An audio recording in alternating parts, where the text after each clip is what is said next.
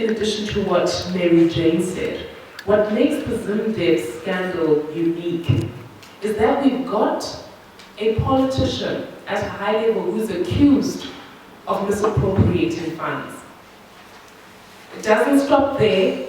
He then comes out and admits that he's misappropriated funds and says, well, there's nothing you can do because I used it for my political party.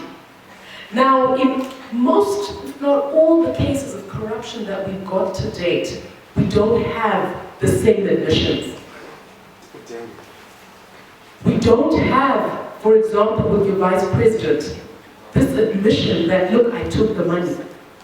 I took the claims, I did this. So this presented for me a unique opportunity. I'm a lawyer, so due process is important. Everyone is innocent until proven guilty. And that's an adage that they abuse. But here is someone who's admitted to stealing the money. So for me, it's a golden opportunity for the citizens to galvanize and make an example out of this politician who's exposing others. We cannot look at this and say, oh no, it's small, so let's let it go. Let's get as much political capital out of it as we can.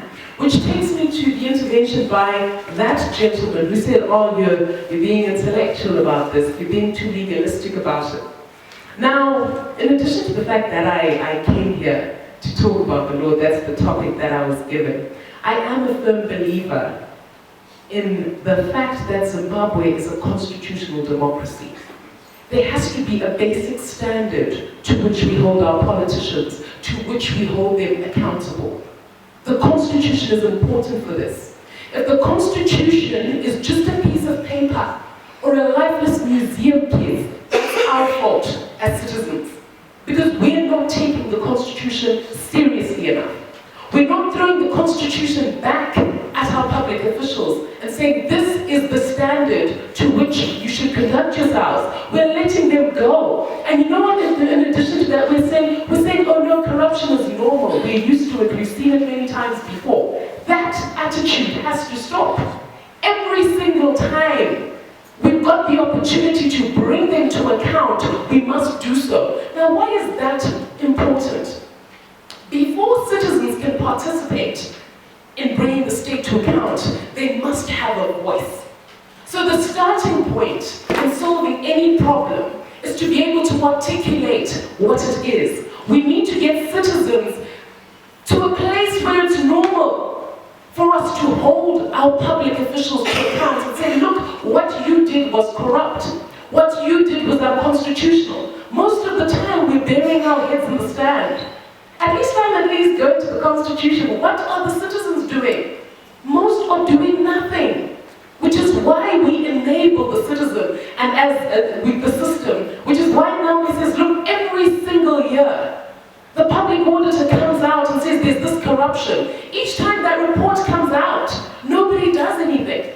Nobody's paying attention. It's normal, it's okay, they can get away with it, and they do. That's our fault. Now, why is the law important? The law is important because we must throw every single thing we have at the system. We should throw the Constitution at them. We should throw court action at them. We should protest. We must speak out. Every single thing we can do, we must do to try and bring an end to it. The fact that the magnitude of the corruption is high, it's extensive, it's expansive, should not stop us. We must speak out. We must say this is unacceptable. There was a time in Zimbabwe when if a public official was discovered to be corrupt, he would hang his head in shame. He would resign. We even know of someone who committed suicide. On the grounds of corruption, what has changed?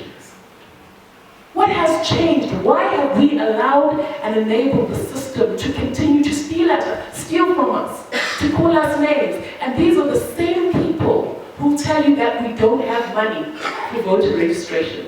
We don't have money for public utilities. We don't have money for roads. Part of the problem is ourselves. We must do a lot more for ourselves, our self-respect, and our national pride. For these and other stories, visit our website www.263chat.com. Follow us on Twitter at 263chat and like our Facebook page 263chat.